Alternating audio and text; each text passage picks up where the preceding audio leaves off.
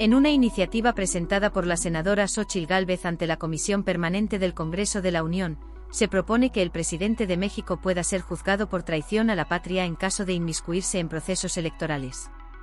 Esta propuesta contempla penas de entre 10 y 50 años de prisión para el titular del Ejecutivo Federal por interferir en elecciones, ya sea mediante declaraciones públicas o acciones que puedan influir en el resultado de los comicios. Respecto de 31 conferencias mañaneras. En 14 ocasiones se declaró procedente la tutela preventiva para que el presidente de la República se abstuviera de opinar sobre temas electorales y de difundir propaganda gubernamental. Además, en al menos 55 expedientes, el Tribunal Electoral del Poder Judicial de la Federación emitió sentencias a causa de actos del presidente, en el sentido de declarar que intervino para favorecer a las candidaturas de Morena. Sin embargo, a pesar de esas sentencias, el Tribunal Electoral del Poder Judicial de la Federación ha determinado que no es posible sancionar al presidente de la República debido a que constitucionalmente no cuenta con un superior jerárquico y que dicha Constitución no prevé medidas administrativas específicas en contra de él en estos casos. Ante esto, es necesario reformar el Código Penal Federal y la Ley General de Materia de Delitos Electorales para que estas conductas del titular del Poder Ejecutivo Federal sean tipificadas como traición a la patria. El objetivo de esta iniciativa es adicionar un artículo 123 bis al Código Penal Federal y un artículo 5 bis a la Ley General de Materia de Delitos Electorales con la finalidad de tipificar y sancionar como traición a la patria a las conductas de la persona titular del Poder Ejecutivo Federal cuando éstas violen las leyes electorales, ya sea dentro o fuera del proceso electoral. Se establecerá lo siguiente. Artículo 123 bis. Además de las conductas señaladas en el artículo anterior, la persona titular del Poder Ejecutivo Federal cometerá el delito de traición a la patria y se le impondrá la pena de prisión de 10 a 50 años y multa hasta de 3,000 unidades de medida y actualización cuando antes, durante o después de un proceso electoral federal realice alguna de las conductas siguientes. 1.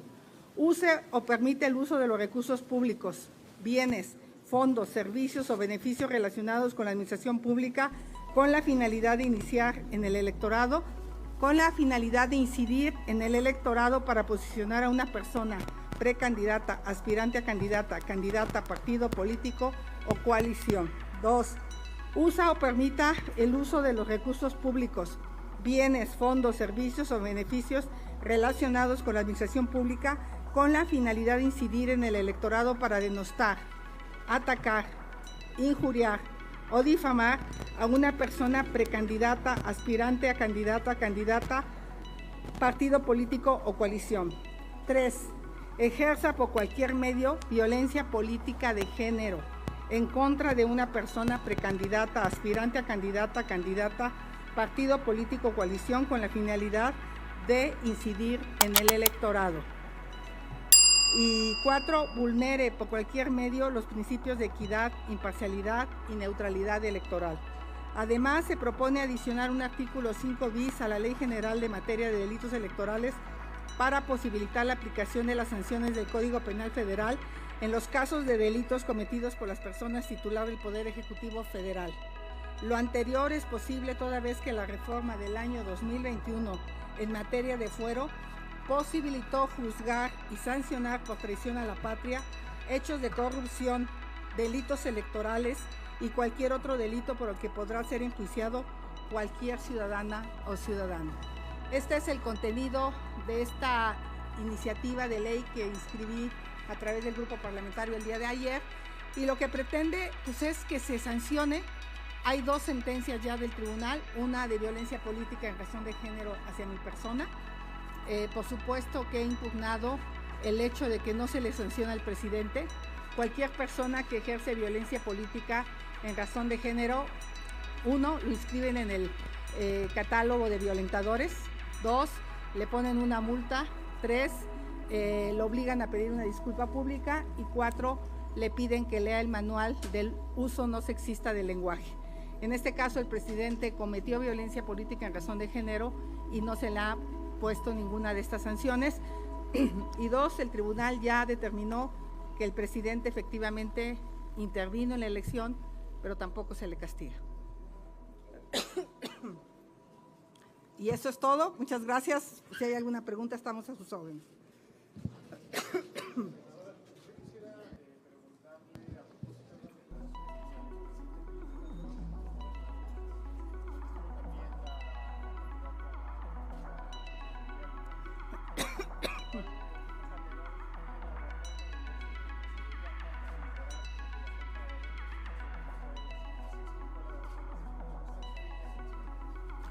No conozco la declaración del presidente y digo, pues la verdad es su punto de vista y lo respeto. ¿Alguien más de la fuente que desea hacer alguna pregunta?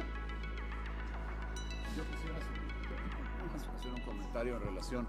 Me parece que esta propuesta, iniciativa de ley que hace nuestra compañera Xóchitl Gálvez, senadora y ex candidata, es de la mayor importancia porque no debería de haber en este país ninguna persona que se escape a estar obligada a cumplir con la ley.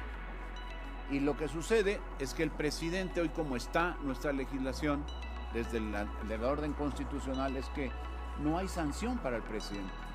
Entonces, salvo por aquellos delitos que se consideren traición a la patria.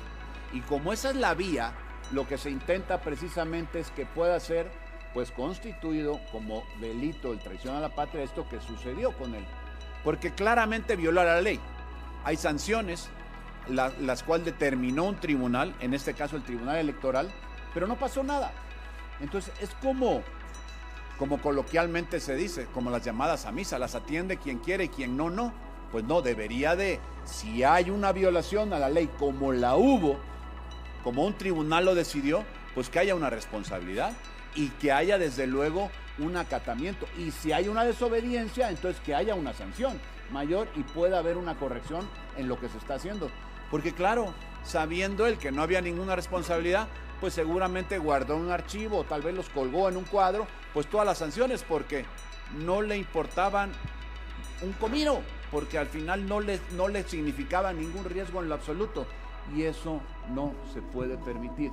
Tiene que haber para todo aquel mexicano, así seas el presidente de la República que viola una ley, una sanción. Y tiene que estar obligado a precisamente cumplir con los ordenamientos de la ley, si no, ¿para qué las tenemos?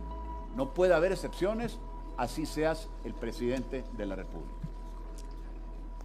Aquí quiero aclarar que el tribunal, que en este caso el INE, desde mi punto de vista, fue omiso. Era obvio que las conferencias mañaneras eran utilizadas para atacar mi persona, para apoyar a su candidata. Ahí están las evidencias.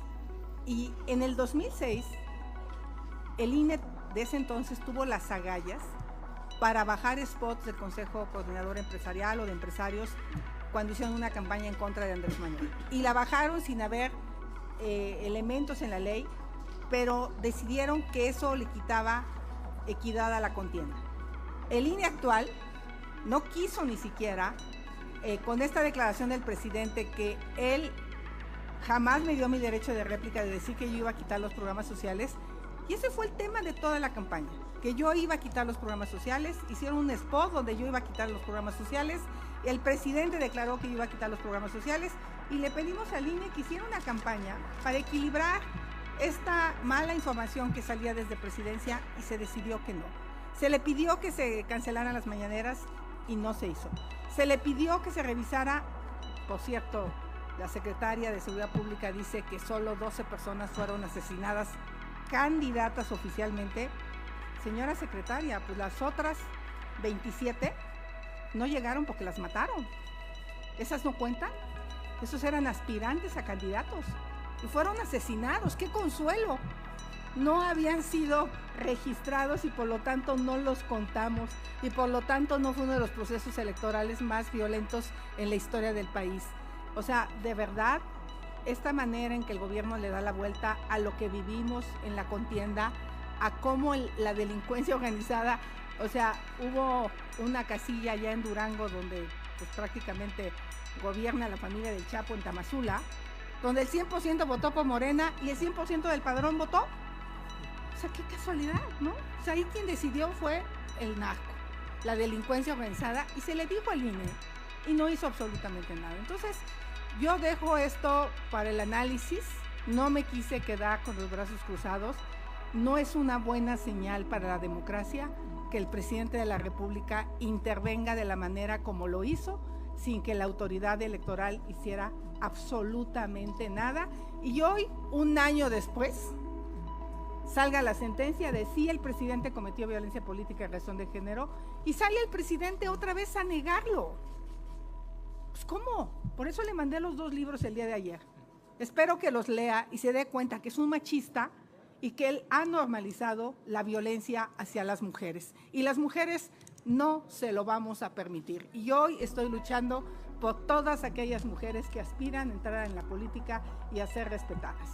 Y yo espero que el tribunal atienda mi impugnación para que sí quede inscrito el presidente de la República en el Registro Nacional de Violentadores Políticos y ofrezca una disculpa pública antes de irse de la presidencia, porque lo que hizo con mi persona es absolutamente inaceptable. Gracias. Senadora, si nos permite, le pregunta el columnista Francisco Garfias. Hola. Yo quería preguntar, sé que la iniciativa es absolutamente legítima y que es necesario hacerlo, pero me pregunto con qué votos la van a sacar. ¿Va a ser una iniciativa solo testimonial? ¿Cuál es el propósito? Pues mira, la virtual presidenta electa dijo que va a escuchar a la oposición. Cuando el presidente de la República perdió en 2006, el entonces PRD tenía no los votos suficientes para sacar esta iniciativa y el resto de los partidos escucharon su planteamiento. El resto de los partidos pusieron en la ley el que el presidente de la República no pudiera participar en el proceso electoral. Esa es una reforma que se hizo gracias a Andrés Manuel López Obrador, porque en ese entonces las reformas electorales se construían en consenso. Sé que viene un debate de la reforma electoral. Aquí está este documento para que si Morena quiere que sigamos viviendo en un país democrático, porque hoy es imposible enfrentar una elección de Estado. O sea, yo competí contra los 26,000 servidores de la nación, pagados con dinero público, tocando casa por casa, diciéndoles que yo les iba a quitar los programas sociales. Eso es algo totalmente inequitativo. Eso es inaceptable. Entonces, la dejo. Veremos de qué está hecha la virtual presidenta electa, si realmente decide escuchar a la oposición, que no es cosa menor, ¿eh? Al final estamos hablando de más de 47 puntos entre MC, PAN, PRI, PRD, que no votaron por ellos. Entonces creo que en ese sentido estas minorías merecen ser escuchadas. Confía en que, ya que evocó a Claudia Sheinbaum, confía en que va a autorregularse con todo ese poder que le dio la votación, que pueden cambiarle hasta el nombre al país. Pues ella lo dijo en su discurso y creo que no le conviene al país ir por el camino que el presidente actual quiere ir. Yo también le diría al presidente actual, deje de ejercer violencia política contra Claudia. Ese beso de Palacio Nacional es inaceptable. A las mujeres no nos gusta. Ella ganó, que se vaya a su rancho y que la deje trabajar. Sería mi consejo al presidente. Muy bien. Yo quisiera agregar algo, Francisco, si me lo permiten. Yo sé que mucha gente, muchos periodistas, muchos ciudadanos dicen, bueno, ¿qué va a hacer la oposición ahora si no le dan los números? Y claramente, pues los ciudadanos decidieron porque las cosas estuvieran como parece que van a estar a partir del 1 de septiembre, salvo las impugnaciones que están en curso. Pero no obstante ello, la oposición no puede renunciar ni debe renunciar nunca a insistir en aquello que se debe corregir, sabiendo lo difícil que es, sabiendo lo complicado que ha resultado en este gobierno, esperemos que cambie para el otro, aprovechando lo que Xóchitl decía, este discurso que emitía la presidenta electa Claudia Sheinbaum, para que pueda eventualmente tomarse en cuenta lo que opinan otros. No porque sea la oposición, sino porque es la representación de una porción muy grande, aún así, tal vez no mayoritaria, pero muy grande de la población en este país. Entonces nosotros desde la oposición tendremos que insistir una y mil veces en aquello que creemos que se debe corregir, que se pueda mejorar. Será responsabilidad de ellos si no atienden, porque yo no creo que tampoco crean que todo lo que ellos lo que ellos hacen está bien y todo lo que dice la oposición es incorrecto. Claro que no. No hay negros y blancos. Hay una gama de grises donde se puede hacer las cosas, donde se puede coincidir y donde debiéramos, en un régimen democrático auténtico, poder tomar en cuenta aquellas opiniones que pueden ser valiosas y pueden ser realmente beneficiosas para la población el tomarlas. Estará en ellos la responsabilidad de reconocer si hay de realmente esta voluntad por hacer las cosas de manera democrática. Si no, estaríamos claramente en un régimen totalmente autoritario, en donde yo tengo la mayoría y no escucho, ni veo, ni oigo a nadie en este país más que lo que yo quiero y lo que yo instruyo a las cámaras.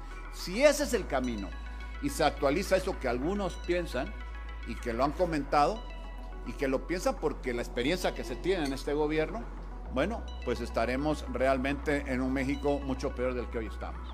Ojalá esto no suceda así, esperemos que entren en razón y que vean que sí es verdad y no hay discusión respecto a eso.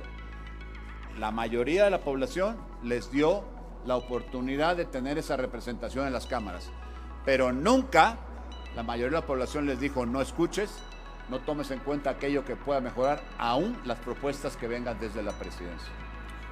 Muchas gracias. Armando Jefferson, de 24 horas. Hola, ¿qué tal? Muy buenos días. Senadora, pues preguntarle qué retos o complicaciones ve para la aprobación de esta iniciativa y preguntarle también si espera que sea aprobada en esta legislatura. Pues difícilmente vamos a tener un periodo extraordinario, pero la quise dejar como la experiencia que yo viví y el hecho de que tenga yo sentencias a mi favor y que no pase absolutamente nada.